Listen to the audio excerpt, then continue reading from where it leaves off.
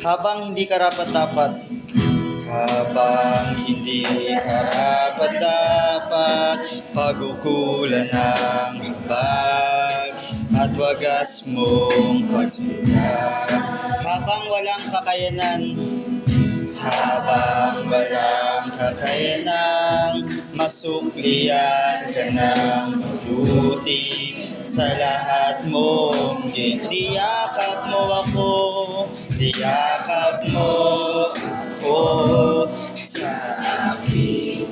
Inibig mo ako, inibig mo ako, nang di kayang tumbasan, O Diyos, ng katarungan at katwiran na kahit minsan di nabahiran ng kabanalan, kalwalhatian. Salamat sa sundulang biyaya mo, O Diyos, ng pag-ibig na mas malawak pa kaysa aming mga pagkakasala. Higit pa sa buhay ko, salamat sa sundulang biyaya mo. Let's sing again. Habang hindi karapat-dapat, habang hindi karapat-dapat, pagkukulan ng habag at wagas mong pagsika. Habang walang kakayanan, habang walang kakayanan, masuklian ka ng mabuti sa lahat mong ginaniyakap mo ako, niyakap mo ako sa aking karumihan. Inibig mo ako nang di kayang tumbasan, O Diyos, ng katarungan at katwiran na kahit minsan di nabahiran ng kabanalan,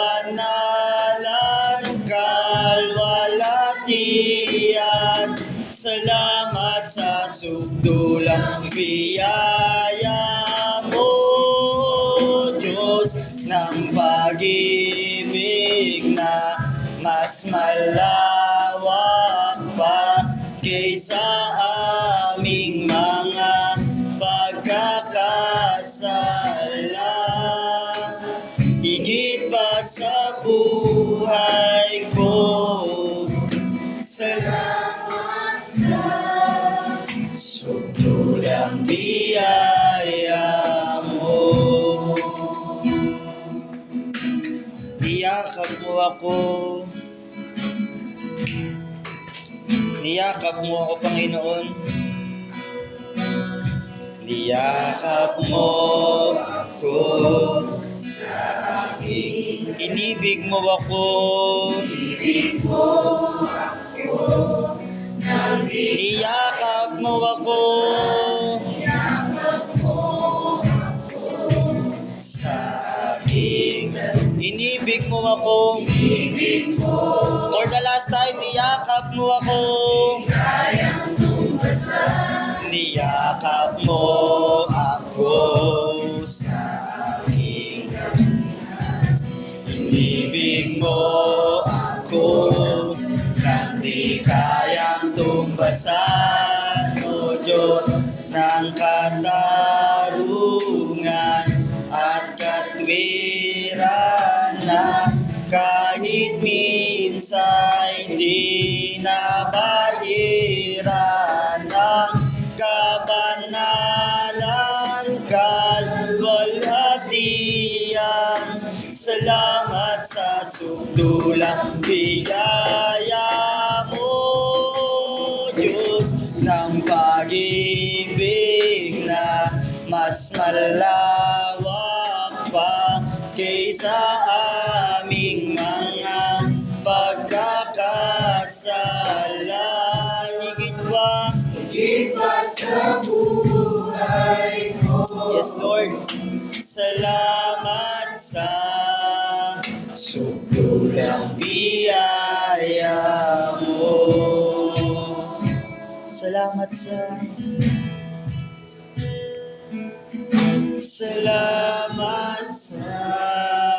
sukulang biyaya mo. Let's pray. Yes, Heavenly Father God, Lord, maraming salamat, Panginoon, sa panibagong umaga. Salamat sa habag, salamat sa sukdulang biyaya, Panginoon. Lord, ngayong umaga na to, Panginoon, kami lumalapit sa iyong harapan, Panginoon. Have mercy on us. Father God, ano man yung mga bagay, Lord God, na nagawa namin na hindi mo kalooban, Panginoon, patawad, Father God. Lord, right now, Panginoon, we ask for Holy Spirit to move in this place, Panginoon. Lord, sa mensahero na gagamitin mo, Panginoon, patuloy niyo po kong itago sa iyong likuran. Patuloy, Panginoon, na ikaw lamang makita. We know, Father God, this message, Father God, Lord, na aming maririnig, Father God, will transform, Lord God, every one of us, Panginoon. Lord, salamat, Panginoon, sa po namin pinagkakatiwala, Panginoon, ang gawain ito, Panginoon, Lord God, sa pangalan ni Jesus. Amen. And maaari na po tayong maupo. Yan.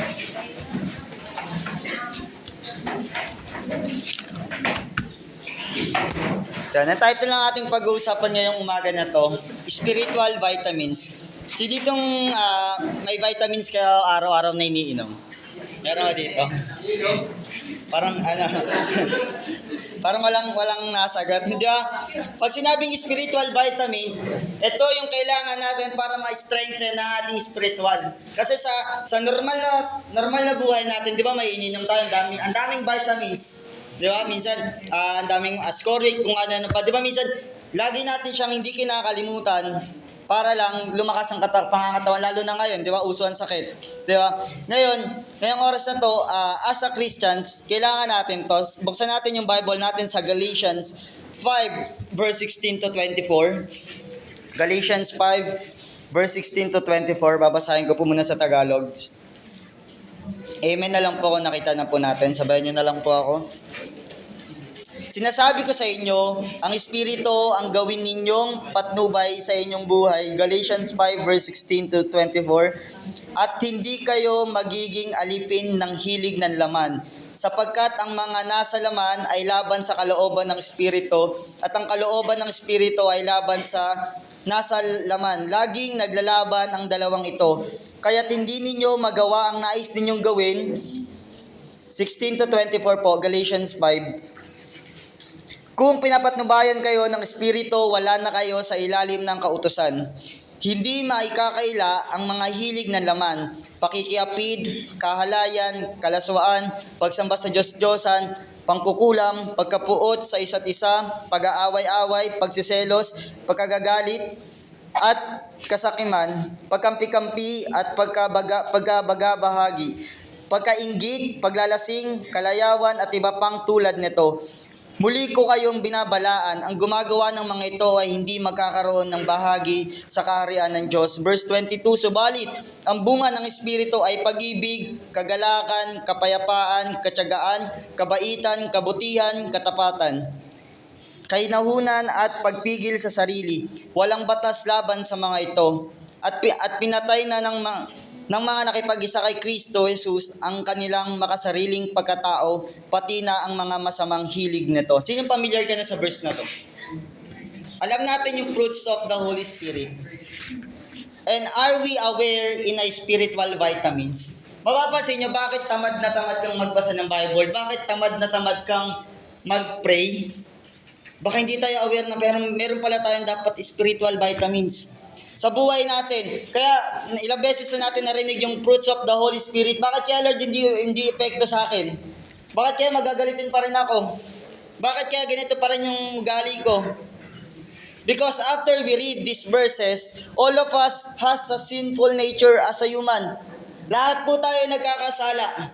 Sinasadya man o hindi, kasi po tayo ay tao. Means there's a battle in our minds every day between good and bad action. Naalala ko habang ginagawa ko tong mensahe na to kagabi, saktong-sakto kasi ang daming mga nagpa-pop up sa isip ko, then daming nagpa-pop up sa paligid ko. Then sabi ko, Lord, ang galing. Kasi dito pa lang matetest na ako. Then Christian or not, we need to take these spiritual vitamins.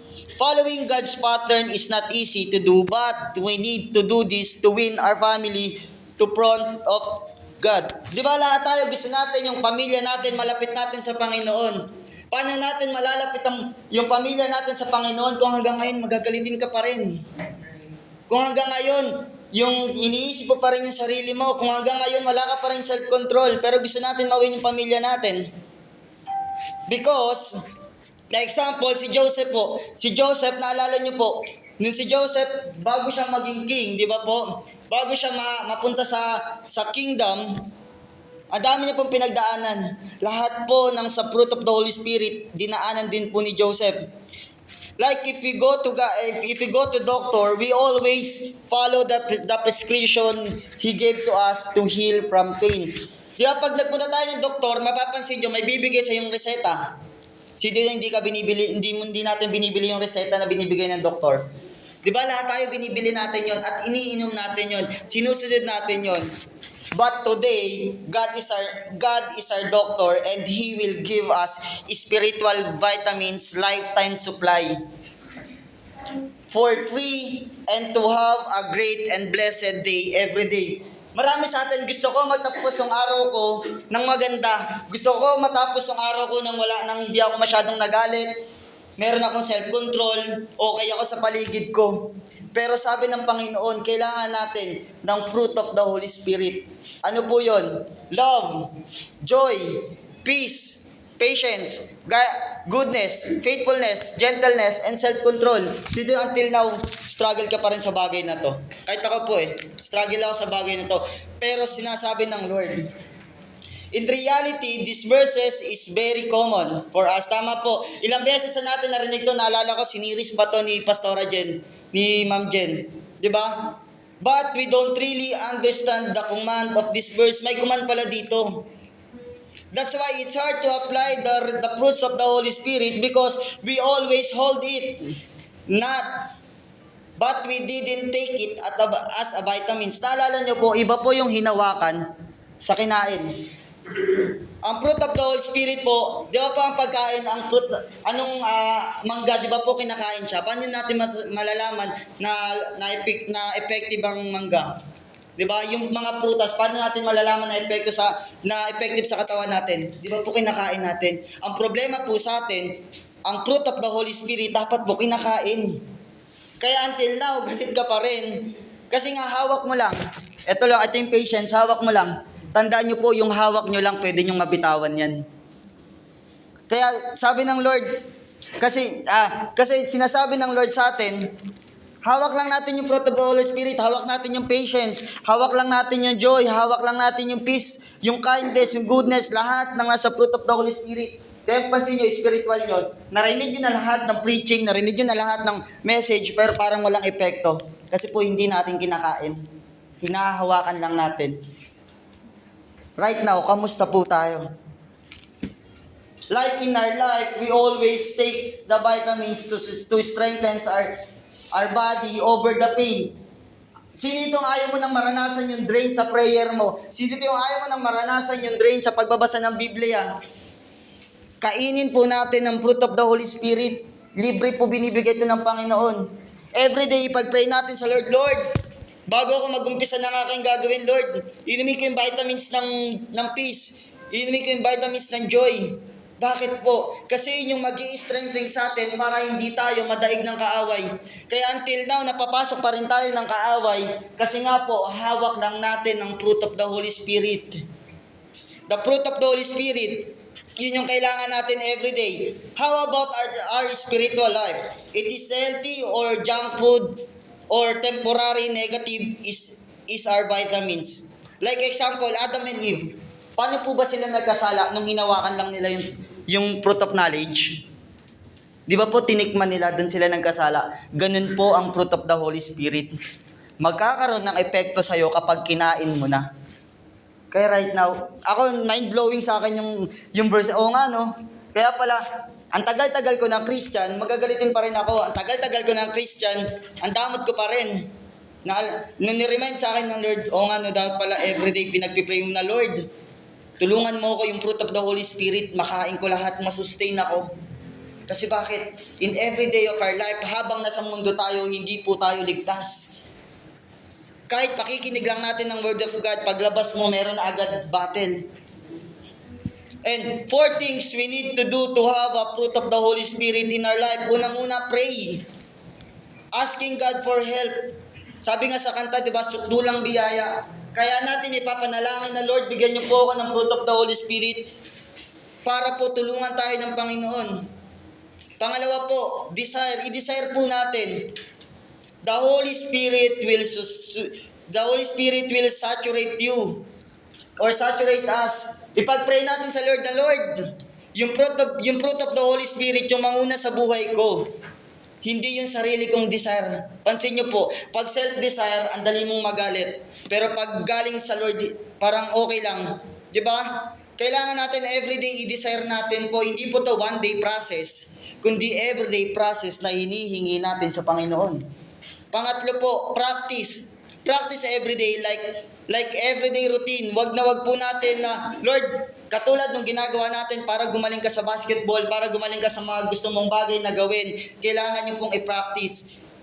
Papansin natin yung fruit of the Holy Spirit, walang bayad. Pero bakit walang kumakain? Kasi Lord, makasalanan ako Lord eh. No, God never condemn you. At binigay ng Lord yung fruit of the Holy Spirit, libre po.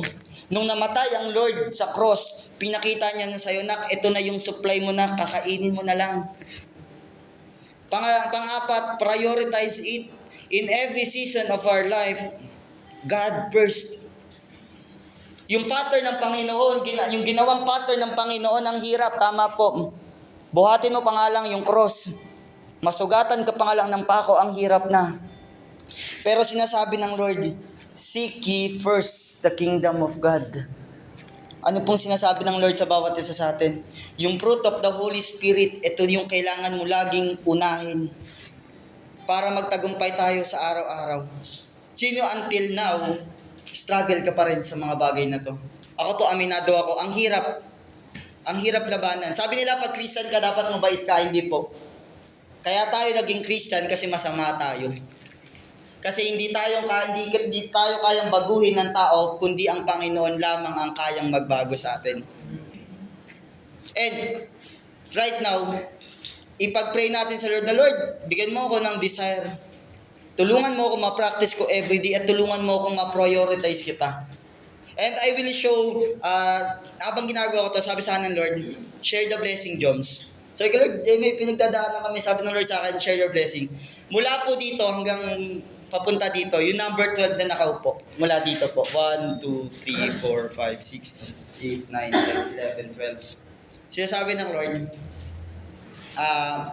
I will give something or 50 pesos cash sa number 12 na kay Ma'am Sarah siguro din. Mula dito 1, 2, 3, 4. At tapos hindi po to hulaan. Nakasulat po talaga yan. Ayan. Nakasulat number 12. Yun po yung kindness na gustong ibigay ng Lord. 50 pesos lang. Alam niyo po kung gaano kabuti ang Panginoon, ganun po kabuti ang Panginoon sa buhay ko. Kaya sinasabi sa akin ng Lord, share mo Jones, ang dami ko ng blessing ibinigay sa iyo, ang dami, lagi na lang encouragement, bakit hindi naman financial yung ibigay mo? Ganun po kabuti ang Diyos na nagbago sa atin. Kahit hindi tayo karapat-dapat, pinagpapala tayo ng Panginoon. Kasi po sa fruit of the Holy Spirit, kasama po yung kindness. Ako po talaga, madamot po akong tao dati pa. Kasi po, lalo po pag meron akong gustong isang bagay, tapos may nangailangan, hirap na hirap po akong magbigay dati. Pero by the grace of God, yung kindness po, ang dali na lang po sa akin. kasi po, I know, alam ko po, galing sa Lord yung meron ako, at sinishare ko lang, at ang Lord na ang magbabalik sa akin. Ganun po ang Diyos na pinili natin. Ang Diyos natin, faithful mula noon, hanggang ngayon, hanggang sa habang panahon. And right now, take the fruit of the Holy Spirit para maranasan natin yung goodness, yung kindness, yung joy, yung love, yung faithfulness, yung gentleness, and self-control na binigay ng Panginoon sa bawat isa sa atin. Right now, let's pray. Ipag-pray natin sa Lord. Lord, tulungan mo akong magmahal. Tulungan mo ako na yung joy yung mauna sa akin. Tulungan mo ako yung peace sa isip ko. Tulungan mo ako yung patience, humaba, Panginoon. Tulungan mo ako maging kindness, Panginoon. Tulungan mo ako maging goodness sa ibang tao. Tulungan mo ako maging faithfulness, Panginoon, Lord God. Tulungan mo akong maging gentle, Panginoon. At Lord, yung self-control at yung glory mo lang ang makita sa akin. Right now, let's pray. Yes, Heavenly Father God. Lord, salamat, Panginoon. Salamat sa reminder, Father God, na Lord, without you, we are nothing. Salamat sa paalala, Panginoon, na Lord, the fruit of the Holy Spirit, Father God, Lord, is our vitamins for every day to strengthen our spiritual, Panginoon. Salamat, Panginoon, Lord God. I pray right now, Father God, Lord, sa bawat isa na narito, Lord God, I declare blessing upon blessing, Father God, Lord God. I declare peace. I declare joy, Panginoon, Lord God. Lord, sa maghapon na daraan, Panginoon, Lord, samahan niyo po kami, Panginoon, Lord God. Lord, maging Panginoon sa company na aming pinagtatrabahuan, Panginoon. Continue to bless, Lord God, lahat ng aspeto ng buhay, Panginoon, Lord God, maliit man o malaki, Panginoon, sa maghapon na daraan, samahan niyo po kami. We ask for wisdom, we ask for knowledge, Father God. Lord, Panginoon, Ikaw lamang ang makita sa aming buhay, Panginoon. Sa'yo po namin pinagkakatiwala ang lahat ng ito, Father God, sa pangalan ni Jesus. Amen. To God be all the glory po.